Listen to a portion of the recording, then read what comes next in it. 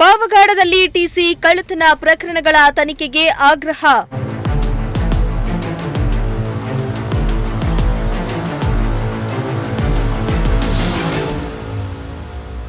ಅಧಿಕಾರಿಗಳ ಮೇಲೆ ಕ್ರಮ ಯಾವಾಗ ಎಂದು ಸಾರ್ವಜನಿಕರ ಪ್ರಶ್ನೆ.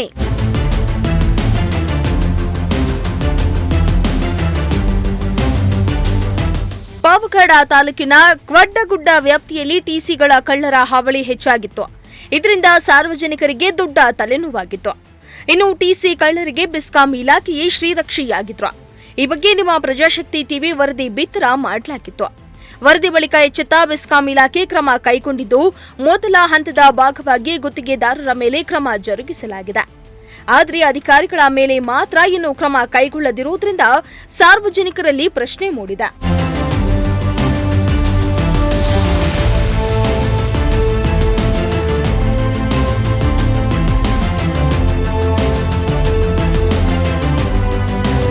ಇನ್ನು ಪಾವಗಡ ತಾಲೂಕಿನ ಕ್ವಡ್ಡಗುಡ್ಡ ವ್ಯಾಪ್ತಿಯ ಟಿಸಿಗಳ ಕಳವು ದೊಡ್ಡ ಒಂದು ದಂಧೆಯಾಗಿ ಮಾರ್ಪಟ್ಟಿತ್ತು. ಆಮ್ ಆದ್ಮಿ ಪಾರ್ಟಿಯ ಜಿಲ್ಲಾ ಕಾರ್ಯದರ್ಶಿ ರಾಮಾಂಜನಪ್ಪ ಮೂಲಕ ಟಿಸಿ ಕಳ್ಳತನ ದಂಧೆ ಬಯಲಾಯಿತು. ಆದರೆ ಟಿಸಿ ಕಳ್ಳತನ ಪ್ರಕರಣ ಹೊರಬರ್ತಾ ಇದ್ರೂ ಅಧಿಕಾರಿಗಳು ಕ್ರಮ ಕೈಗೊಳ್ಳಲು ಮುಂದಾಗ್ತಾ ಇಲ್ಲ ಎಂದು ಸಾರ್ವಜನಿಕರು ಆಕ್ರೋಶ ಹೊರಹಾಕಿದ್ದಾರೆ. ಈ ಹಿಂದೆ ಬಂದು ನಾನು ಈ ಟ್ರಾನ್ಸ್ಫಾರ್ಮರ್ಗಳು ಕಳವಾಗಿರುವ ಬಗ್ಗೆ ನಾನು ದೂರು ನೀಡಿದ್ದ ಹಿನ್ನೆಲೆಯಲ್ಲಿ ತಮ್ಮ ಪತ್ರಿಕಾ ಮಾಧ್ಯಮದಲ್ಲಿ ವರದಿಯಾಗಿತ್ತು.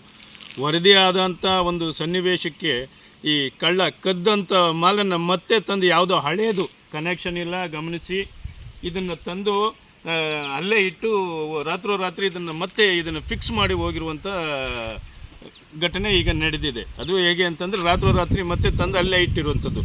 ಮುಂಚೆ ಇದ್ದಂಥದನ್ನು ತಗೊಂಡೋಗಿದ್ದಾರೆ. ಈಗ ಯಾವುದೋ ಕಿತ್ತು ಹಳೇದು ತುಕ್ಕಿಡ್ದಿರೋದು ಕೆಟ್ಟು ಹೋಗಿರೋದನ್ನು ಮತ್ತೆ ತಂದು ಇಲ್ಲಿಟ್ಟು ನಾನು ಕದ್ದಿರೋದನ್ನು ವಾಪಸ್ ಇಟ್ಟಿದ್ದೀನಿ ಅನ್ನೋ ಲೆಕ್ಕಕ್ಕೆ ಬಿಂಬಿಸ್ತಿದ್ದಾರೆ. ಇದು ಸರ್ಕಾರಿ ಅಧಿಕಾರಿಯಾಗಿದ್ದಂಥವರು ಅವರ ಅಧಿಕಾರಿಗಳ ನಿರ್ಲಕ್ಷ್ಯನೂ ಇದೆ. ಈಗ ಟಿಸಿ ಕಳ್ಳತನ ಆಗ್ತಾ ಇರುವ ಬಗ್ಗೆ ಮೇಲಧಿಕಾರಿಗಳ ಗಮನಕ್ಕೆ ತಂದಿದ್ರು ಕೂಡ ಏನು ಗೊತ್ತಿಲ್ಲದ ರೀತಿಯಲ್ಲಿ ನಡೆದುಕೊಳ್ತಾ ಇರುವುದು ಅನುಮಾನಕ್ಕೆ ದಾರಿ ಮಾಡಿಕೊಡ್ತಾ ಇದೆ.